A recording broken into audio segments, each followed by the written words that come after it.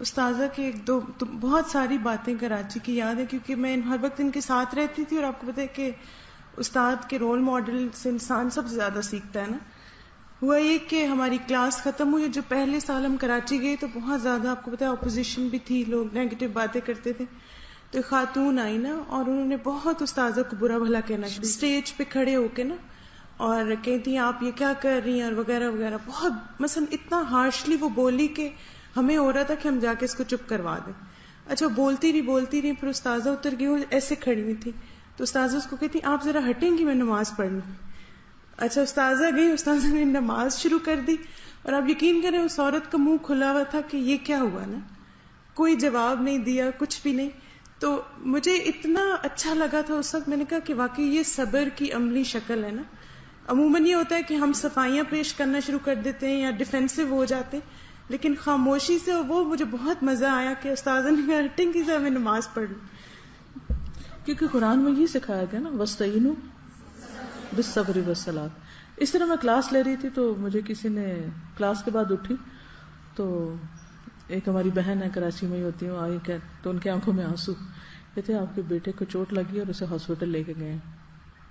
تو میں کچھ کر رہی تھی یا کوئی میٹنگ کر رہی تھی کچھ، میں نے کہا اچھا. تھوڑی دیر میں لمحے کے لیے رک کے میں نے دعا دل میں پڑھی اور اس کے بعد میں نے اپنا کام شروع کر دیا. اور اپنے روٹین ٹائم پہ جب میں گھر کی، میں نے کہا اگر وہ ہاسپٹل جا چکا ہے تو میں کیا کر سکتی ہوں پیچھے جا کے، سوائے اس کے کہ وہ میں جاؤں اور مجھے دیکھ کے رونا شروع کر دے. کیونکہ بچے ویسے بالکل صبر حوصلے میں ہوتے ہیں، لیکن جب مائیں نظر آتی ہیں تو وہ لیٹ جاتے ہیں اور وہ چیخنے چلانے لگتے ہیں. لیکن جب انہیں پتا ہو کہ اس قسم کی ان کو کوئی پیمپرنگ ہونی کوئی نہیں تو وہ پھر اپنے آپ کو سنبھالے رکھتے. میں بچپن سے جب بچے چھوٹے ہوتے تھے، جب بچہ گرتا تھا تو میں ادھر دیکھنے لگتی تھی، خود اٹھنا سیکھے. ہم کب تک ان کو اٹھاتے رہیں گے، مشکل ہو جاتی ہے نا. تو بہرحال جب میں گھر گئی تو وہ ہاسپٹل سے آ چکا تھا تو بھاگتا بھاگتا آ کے میرے ساتھ چمٹ گیا. وہ نشان آج تک ہے، اس کا کٹ لگا تھا کافی سارا. لیکن یہ ہے کہ تو زندگی میں خود پرسکون رہنا سیکھیں. لوگ نہیں بدلیں گے، نہ ان کی عادتیں بدلیں گی، وہ آپ کو تنگ کر کے پریشان کر کے خوش ہوں گے. بہت سے لوگ یا خود فرسٹریٹ ہوتے ہیں، پریشان ہوتے ہیں، تو وہ آپ کو ساری فرسٹریشن آپ پہ نکالنا چاہتے ہیں. نکال لیں. اب یہ جس مذکورہ خاتون کا ذکر ہو رہا ہے وہ اس لیے نہیں آئی تھی کہ وہ مجھ سے کوئی حل چاہتی تھی یا مجھ سے کوئی جواب چاہتی تھی. پتہ چل جاتا نا باتیں کرنے والا، وہ صرف اپنی فرسٹریشن نکالنا چاہتی تھی. انہوں نے نکال لی، میں نے سن لی، بات ختم ہو گئی. اب مجھے نماز پڑھنی تھی، نماز شروع کر دی. اسی طرح بہت سے لوگ، آپ کو اگر کوئی نعمت مل رہی ہے، خوشی مل رہی ہے، آپ پرسکون ہیں، تو وہ آپ کو سکون تباہ کرنا چاہتے ہیں. اور خاص طور پر شیطان لوگوں کے پیچھے لگ جاتا ہے کہ جو دین کا کام کر رہا ہے اس کو بے سکون کر دو، اس کو اتنی باتیں سناؤ، اس کے اوپر ایسی ایسی غلط تنقید کرو کہ وہ اتنا پریشان ہو کہ اپنا کام چھوڑ دے. جب انسان اللہ کے فضل سے یہ تہیا کر لے کہ جو مرضی کوئی کر لے، میرے ساتھ میرا اللہ ہے، کوئی نقصان نہیں دے سکتا، نہ کوئی میرا رازق ہے نہ میرا کوئی مالک ہے، میں یہ جو کچھ کریں یہ اللہ کا کام ہے، اللہ کا وعدہ ہے، وہ خود اس کی حفاظت کرے گا.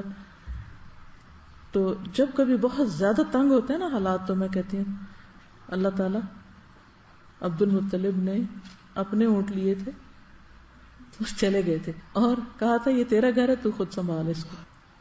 تو اللہ کا کام ہے نا، اللہ کا وعدہ بھی ہے ان تنصر اللہ ینصرکم. اگر ہمیں یہ سعادت ملتی ہے کہ ہم اللہ کی مدد کریں، اللہ ہماری کرے گا، ضرور کرے گا، کیوں نہیں کرے گا. وہ اپنے دشمنوں کی مدد کرتا ہے، ان کو کھانے کو دیتا ہے، دوستوں کو نہیں دے گا، کیسے نہیں دے گا. تو ہر قسم کے حالات میں، چاہے کوئی بیماری ہو چاہے کچھ ہو، اس میں یہ گر سیکھ لیں کہ آپ نے کس طرح پرسکون رہنا ہے. وہ آپ کے اندر کا ٹھہراؤ یا اپنے اندر کا اطمینان جو ہے وہ باقی رہے، باقی سب چلتا رہے گا.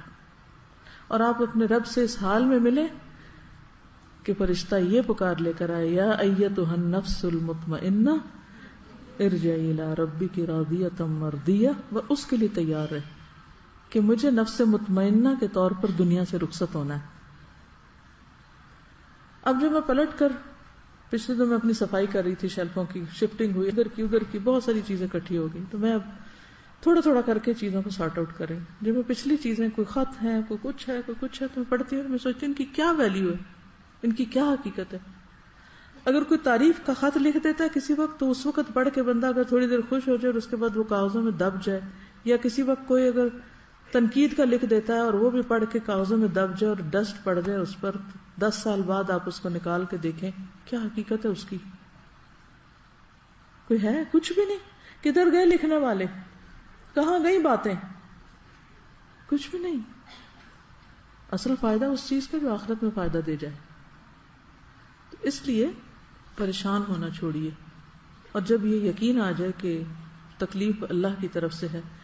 قرآن پاک میں بھی آتا نا، ما اصاب من مصیبت الا باذن اللہ ومن یؤمن باللہ یہد قلبہ واللہ بکل شیء علیم. جو بھی مصیبت آئی ہے اللہ کے اذن سے آئی ہے، اس کے اذن کے بغیر آ ہی نہیں سکتی تھی. اچھا اللہ نے اجازت دے دی تجھے مجھ تک پہنچنے کی، تو وجہ ہے کوئی، ضرور کوئی اس کے پیچھے مقصد ہے. وہ سمجھنے کی کوشش کرو. اللہ میرے دل پہ حکمت القاء کر دے کہ مجھے سمجھا دے کہ یہ ہوا کیوں. جیسے حضرت ابراہیم علیہ السلام نے کہا تھا نا، رب ارنی کیف تحیی الموتى، اللہ مجھے دکھا دے تو مردوں کو کیسے زندہ کرے گا. قال اولم تؤمن، ابراہیم یقین نہیں؟ قال بلا، کیوں نہیں، بالکل ہے. ولکن لیطمئن قلبی، سب ایمان ہے، یقین ہے، سب ٹھیک ہے، بس مجھے اس کی وجہ بتا دے، مجھے ریزن سمجھ آ جائے. لیطمئن قلبی، تاکہ میرا دل اطمینان میں آ جائے. تو یہ جو اطمینان ہے قلب ہے، اس کو ہاتھ سے نہ جانے دیں.